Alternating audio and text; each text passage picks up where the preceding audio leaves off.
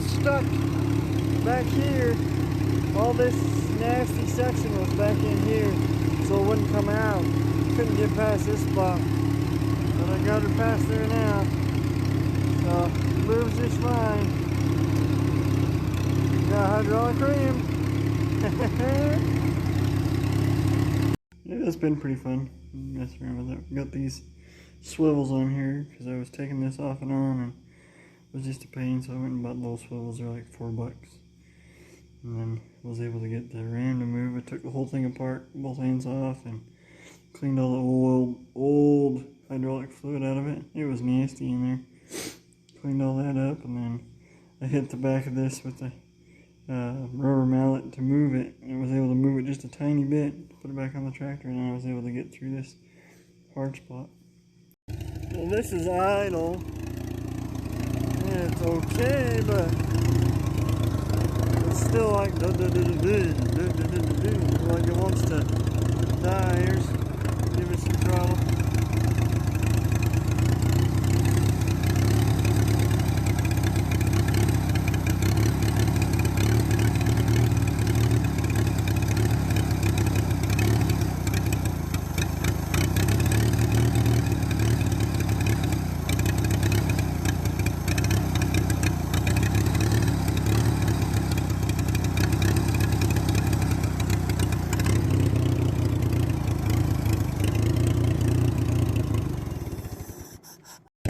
This is all the way down. Give it some.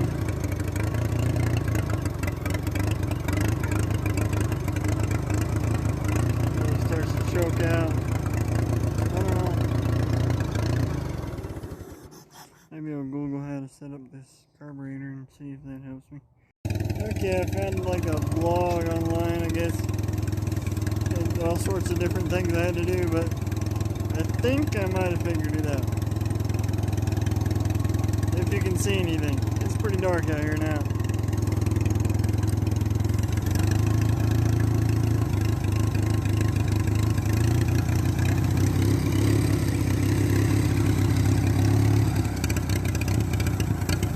Uh-oh.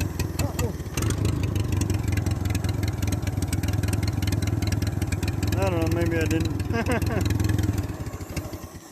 Maybe I didn't. I got the mixture down enough that it'll do this. Runs fine at a good idle, but giving any fuel, I don't understand. I have to do some more studying, but that helped out, looking that up. That guy seems to know what he's talking about. Yeah, that guy said it should run at like 400 RPM. So I think I got it to do that. That's pretty slow. That might be a little too slow. Maybe.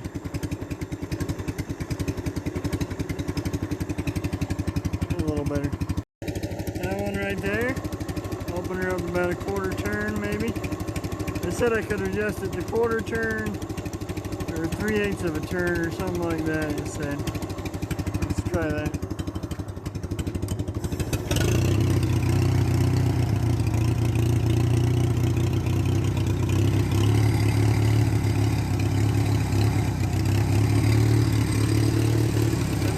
Touch more.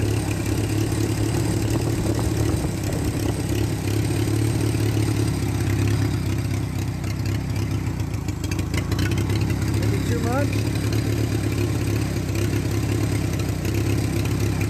Right there.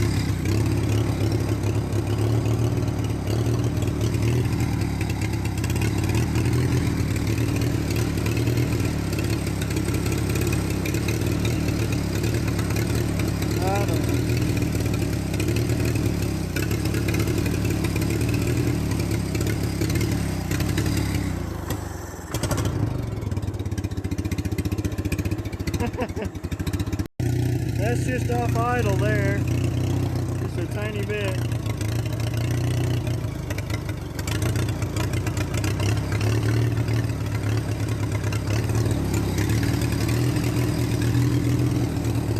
Let's see here.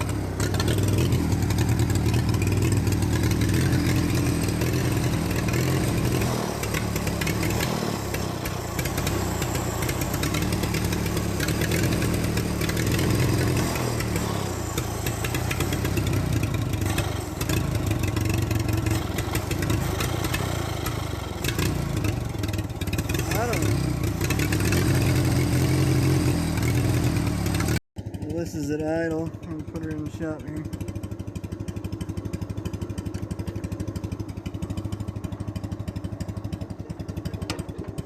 Oh, come on. There she goes.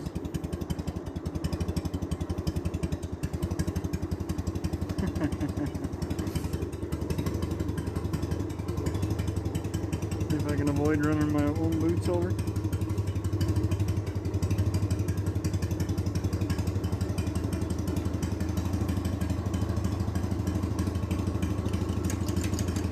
That's not too bad. I was able to find a new oil filter for it. They sell them at AutoZone. It's a Fram C3. This is the old one. See if I can get it in the light. Show you. It says, change cartridge when oil on dipstick appears dirty. I just put some 1540 in it because somebody said like old engines are better, I don't know, better viscosity or something. Yeah, for sure. Keep my oil pan under here. I got a little bit of what you might call rear main seal leaking. Just a little bit. So I got the engine running and I got the hydraulics all cleaned up. Now it's time to try fitting the loader on it. This loader came with the machine when I bought the tractor. This picture I'm trying to fit it on there, and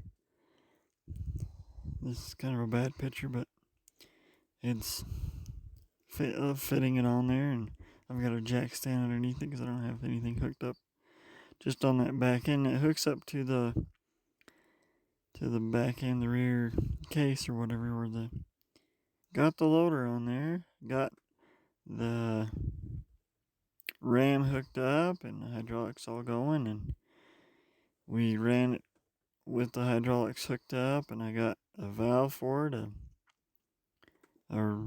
control valve to control it.